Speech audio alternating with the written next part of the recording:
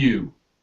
As the front guy for IamBlessed.com and the Success Habits community, my why is to help all of us everyday ordinary guys and girls to be and do extraordinary lives and careers.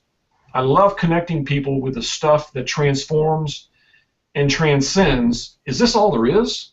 To now, this is what I'm talking about. This is the kind of life I always imagined living. And the stuff that transforms and transcends are success habits. You know, habits are the underlying magic that, without bias, unconsciously and effortlessly support us in creating the lives that we experience. The key, then, to true success in any area of life is learning how to develop the right habits of thought, choice, and action. In other words, without success habits, it's impossible to enjoy a truly successful life. And that's why I'm excited about today's interview.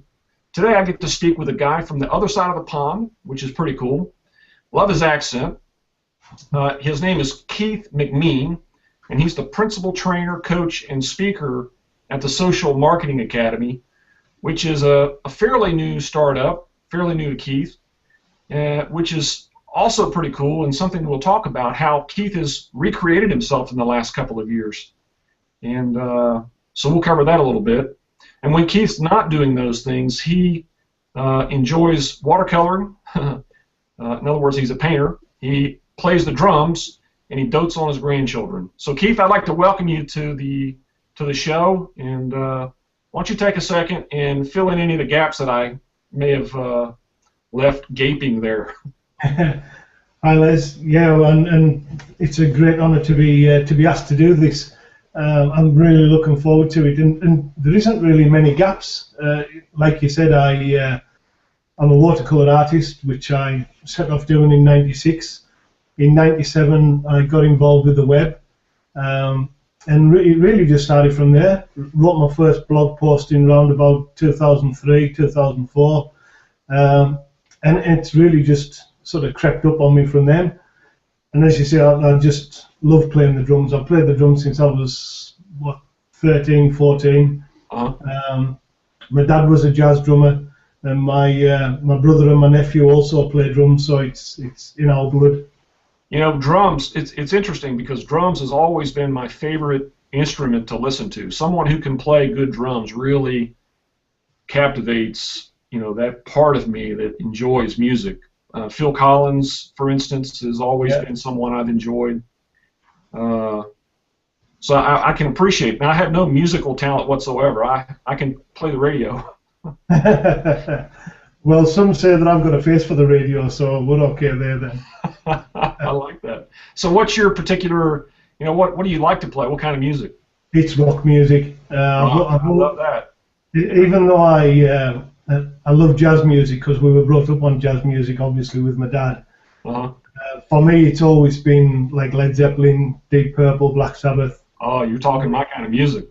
Yeah, Hendrix, that type of thing. So I started really early with John Bonham, Ian Pace, you know, Buddy Rich. I've seen Buddy Rich twice before he died. Yeah, Buddy Rich was phenomenal. Oh, fantastic. Best drummer ever. There isn't anybody could beat him. Yeah, incredible. I guess from purely, you know, mastery of the use of drums and the drumsticks and everything, he had it down pat, didn't he? No, he did. And when you think he couldn't read music, it was just incredible. Yeah. He's just a freak, a one-off. Probably there'll never be anybody like him ever again. I doubt there's. Isn't that interesting? Yeah. Good stuff. Now, you know, I have to admit, I have kind of transitioned from mostly what I listen to now is rhythm and blues, which has a lot of drum, you know, drum work in it, which I really enjoy. I can't work with words playing in the music. I have to do instrumental stuff now. So I love rhythm and blues, instrumental rhythm and blues. It just kind of sets the stage for my creativity and, you know, and fuels me along. I totally enjoyed it. I think that's right. I mean, I'm saying just finished. It's a couple of months ago I played with a really good blues band, and we did covers of like Walter Trout, Joe Bonamassa, stuff like that, which is fantastic to drum to, because it's just what's termed as pocket drumming. So you're not really doing anything too flash or too fancy. You're just playing the straight beat, just let the guys get on with it. And it sort of falls into what we do now, which is it's support and nurture. And drums and social media, it's really strange. It's a really nice sort of, not a contradiction, but you can see a lot of similarities to what we do now in social media, because you are really helping and supporting people. And that's the same with drums. You know, you're there, you and the bass are there as the backbeat, which is just fantastic for me. Right, yeah, right on, absolutely. That's a great way to look at it. I hadn't thought about that before. Yeah. You know, we all have our role in the scheme of humanity, don't we? And you know, you're doing your thing through social media marketing, and of course I'm doing mine through Success Habits. So pretty cool stuff. Well, hey, you know, I mentioned during the introduction that you kind of recreated yourself in the last couple of years. So that's the first question I want to ask. Is it ever too late to recreate yourself? Oh no, definitely not. One of the things for me, Les, is that I'm continually thinking and about new opportunities, and it doesn't just have to be business. It can be anything. You can be. I suppose I'm a modern day explorer, even though sometimes I don't have to leave the office. I can be here and explore, which is a fantastic concept for me. But I think I wrote a post a while ago called "Your Courageous Path," and I think what people tend to do is they get comfortable in their life.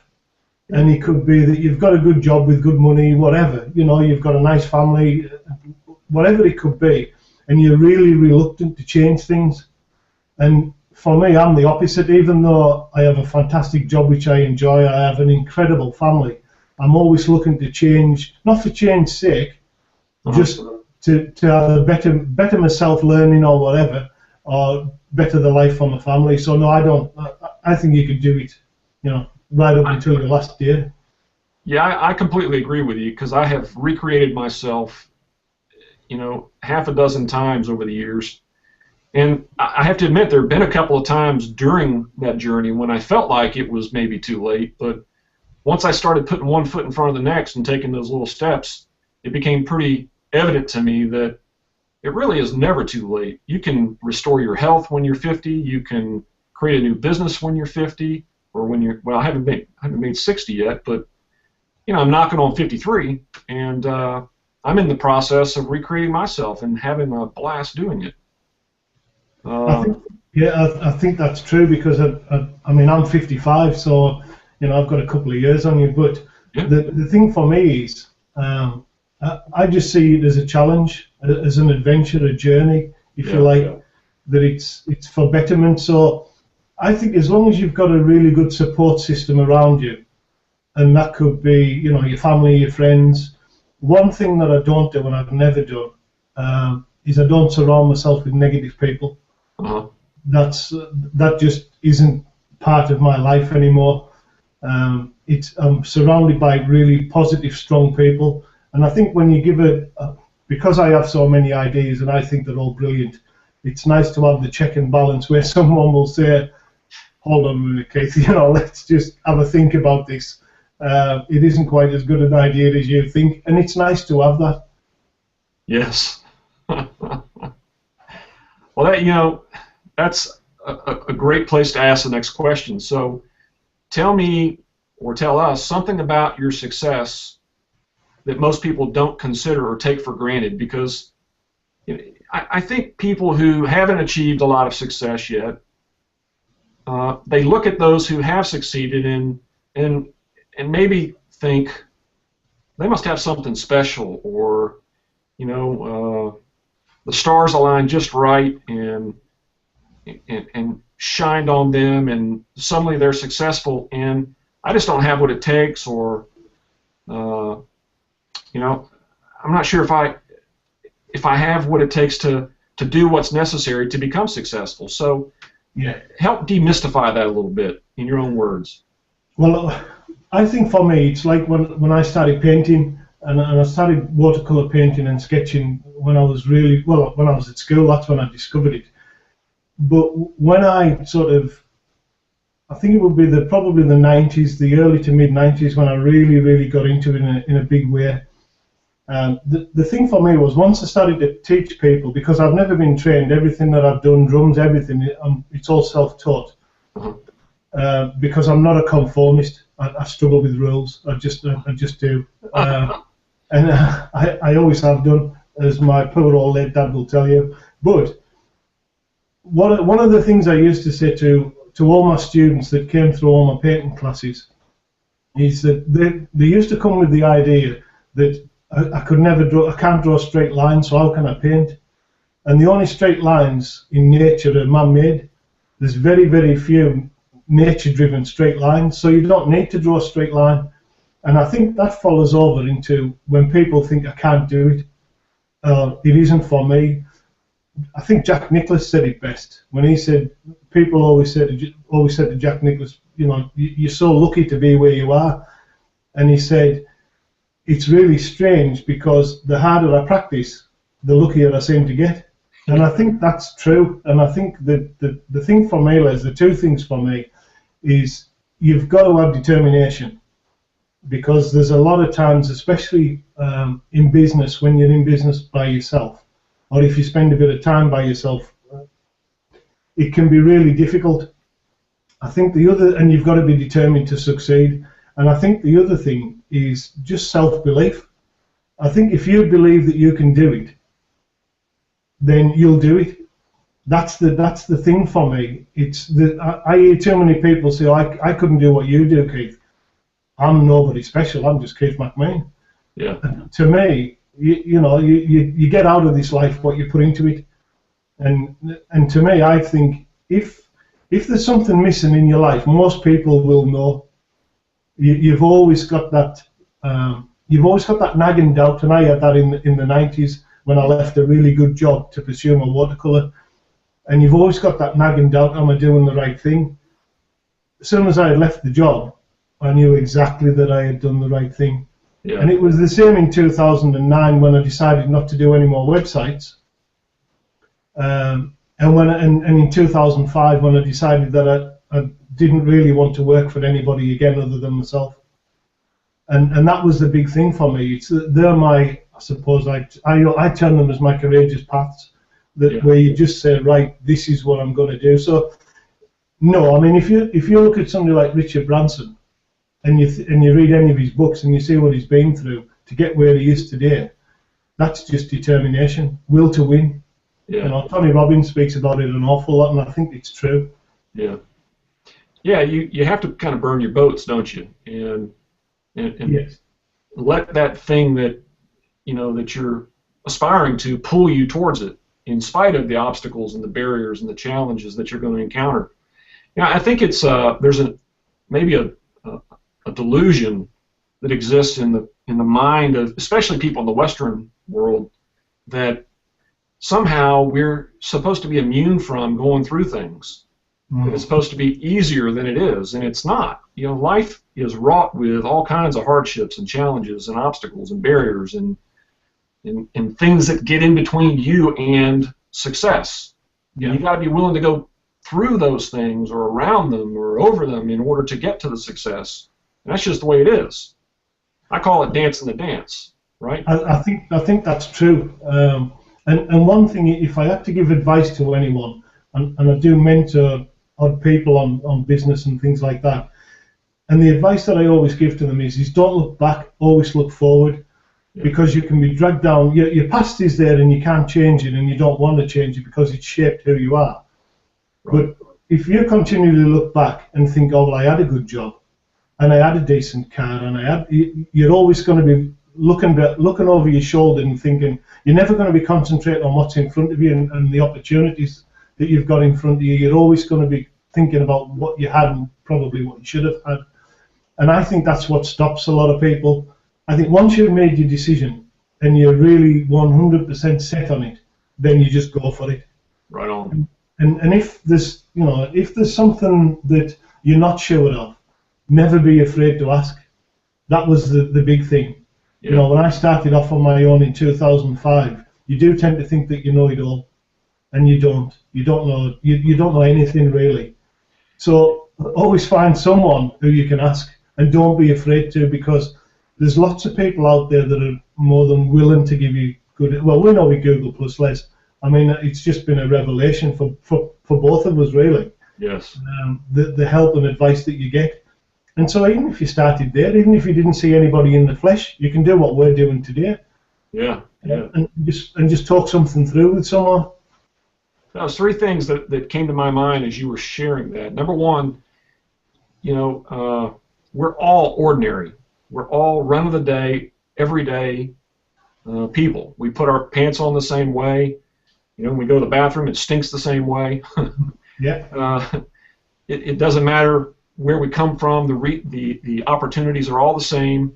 It's what we do with that determines whether or not we, get to do extraordinary things. Yeah. The second thing I heard was, and even though I've read like 4,000 plus books, what I know will go on the head of a needle, on the head of a pin. So I really don't know anything. Yeah. And the third thing I heard was that, well, I forgot what the third thing was, but those 2 points that you brought up were a good place to segue into the next question. Yeah.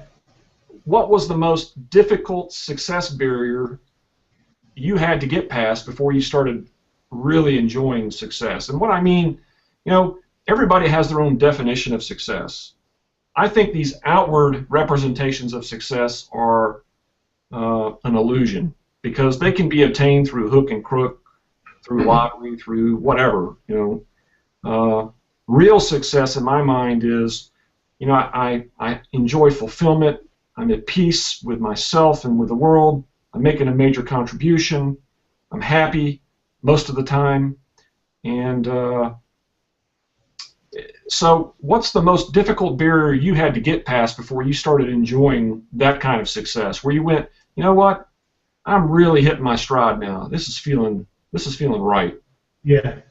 I think it was probably about 12 months ago, Les, and I think the barrier was me, because I had been brought up in an era where you worked and you worked hard. Yeah. And I'm an early riser. I always have been. I'm very much like my dad that way. Like this morning, I was, up and about just after 5, and that's generally about the time for me. And I used to beat myself up if the grandkids come, or if my 2 daughters came, because I would be working, and the door would be closed if I was working from home, and it would be, don't disturb me. And one day I just thought, this isn't why I'm working. It isn't. Yes, we've all got to have money, and we've all got to pay our bills and everything else that goes with it. But I'm not a materialistic person, never have been. I drive a 10-year-old car, you know what I mean? I'm not I don't have any bling, as anybody can see. It isn't me. So the thing for me was, the barrier for me was, if I start work at 5 o'clock in the morning, then it's okay for me to finish at 12 and spend a bit of time with my grandkids when they come from school. And if I decide to lie in, which is really, if I decide to stay a couple of hours in bed, which is really, unknown for me, but if I do, then I'm quite happy to work till 4 o'clock in the afternoon. Now, my fulfillment, my barrier is that I work for myself. Yeah. That I don't work for somebody else. And in that, I mean, every deadline that I have, I always meet. Or if I don't, there's a reason, there's a reason beyond my control. So the biggest barrier, I think, was first of all, recognizing that it's okay to take time off. Yeah. You don't have to be working 24 hours a day, 7 days a week, because you can't, because your work suffers. Yeah. And I've found that my best work has been in the last 12 months. And I'm fine to knock everything off and go away for the weekend, and my phone be off and my tablet not be on. When I come back on Monday morning, I'm just ready and buzzing, ready to go. The amount of people that I see that are burning out because they think they've got to be doing this, that's their barrier, and I can recognise it really quickly, and I'm sure you can, because we all know people, whereas I suppose the term busy fools come really to mind. Right. And so for me, just getting over that hurdle about 12, 14, 15 months ago was a big push for me. Mm-hmm. That it was like my light bulb moment, if you like. That I just thought now's the time to. I'm 55. Now's the time to really enjoy it, because what I want to do is work for probably the next 3 or 4 years, and then semi-retire if that's possible. Mm-hmm. Mm-hmm. Yeah, working with lots of entrepreneurs and professionals, one of the challenges that a lot of them have is they work themselves too much. They haven't developed the habit of kind of realigning their life to support a lifestyle that's rich and full because of the guilt. And all it is a definition. You get to change it and make it whatever you want it to be. Mm-hmm. So I understand. I went through the same challenge, Keith. Yeah, just one quick one, and this is really quite poignant because it's another thing that I realised probably about between 8 and 12 months ago. You can't do everything yourself either. Right. And one of the things that I do is that Jane, my wife, she looks after all the financial side of the business. I don't touch it at all, not at all. And you can see that because I don't enjoy it. I never have done. I've done it, but I hate the thing. An old boss of mine, Steve, once said to me, when you make a list, when you start your own business or starting anything, start with the list of the things you don't want to do. Not the things you want to do, but what you don't want to do. Right. And I always do that, whatever I'm doing. And so now, Jane looks after all the financial stuff. I can look after everything that I enjoy doing. And that's another barrier, that's another hurdle jumped. Because you look at my side of the office, and you would think I had been burgled, because there's stuff everywhere. And you look at Jane's side, and it's so neat and tidy because she's got such a beautifully structured mind, and mine's like a busted sofa. It's just like everywhere. So that's another barrier. Don't think that you can do everything yourself, and admit to yourself when you can't, and find someone who can. That's awesome. That was my last question. How do you keep the stuff you suck at from diluting the stuff you're great at? And you just answered it without me asking it. So well, in saying that, and that's quite true, because one of the things that I found, that I was really reluctant to let things go, and that's the problem, because that dilutes what you're really good at. Uh-huh. Because one of the things that I used to do really quite badly was procrastinate. And one thing I am really, really bad at, and I still am, I am so easily distracted. I just am. I can't help it. But procrastination for me was a terrible thing, and I had to work really, really hard. And now what I do is, at the end of every day, or like when I've decided I'm finishing, I'll write down a list of to-do things for the following day. But at the top of that list is always the thing that I don't want to do the most. That's the number one thing that I get done the following day. And if it's something that I can do now, then I'll try and do it. If not, and I need to have a think about it. But my worst one is always number one. Beautiful, beautiful. Two things I heard from that last exchange, and I didn't mention it when I defined success, and that is freedom. True success equals freedom in my mind. And what you've done is you've worked through some of the challenges associated with being free as an entrepreneur, as a small business owner, by redefining the way that you were looking at it so that you could enjoy your time as an entrepreneur and kind of realign and restructure your life to allow you to flourish, allow you to thrive. So beautiful, beautiful. And of course, the final thing was that you really understand where your gifts are and where they're not, and you're outsourcing all of that so that you can thrive as, whatever it is that you do. Mm-hmm. Yeah. I mean, that's one of the, sorry, Les, that's one of the nice things for me, because one of the things that I try and do is that when, like this, like what we're doing now, I'm not continually looking at the clock and thinking, I've got to be doing this, I've got to be doing that. Whereas probably 5 years ago, I would have been, because I was trying to do everything. So now what I try to do, or what I do, is I have time for everybody, because I make time for everybody. And that in itself is self-fulfilling, because Right. I appreciate people more because the time I spend with them is quality time. It isn't just a rushed 5 minutes for a quick conversation. It's, if I want to spend all day in a coffee shop speaking to somebody, I can, because my business is set up that way. I know all the work's getting done, or the work's done before I've got there. So when I do something, I want to do it to the max, I suppose, if that makes sense. Yes. That I don't want to be continually thinking, shit, I've got to go. Right. Most of the time when I meet somebody, they've got to shove me out the door. What you just got through describing is the formula for success. It's be first, then do, then have. So you're being, what you need to be to do what you need to do to be successful, or to have success. And I really appreciate that about you, Keith. It's been wonderful getting to know you via Google Plus. I guess if Google Plus didn't exist, you and I would have never met. So, Yeah.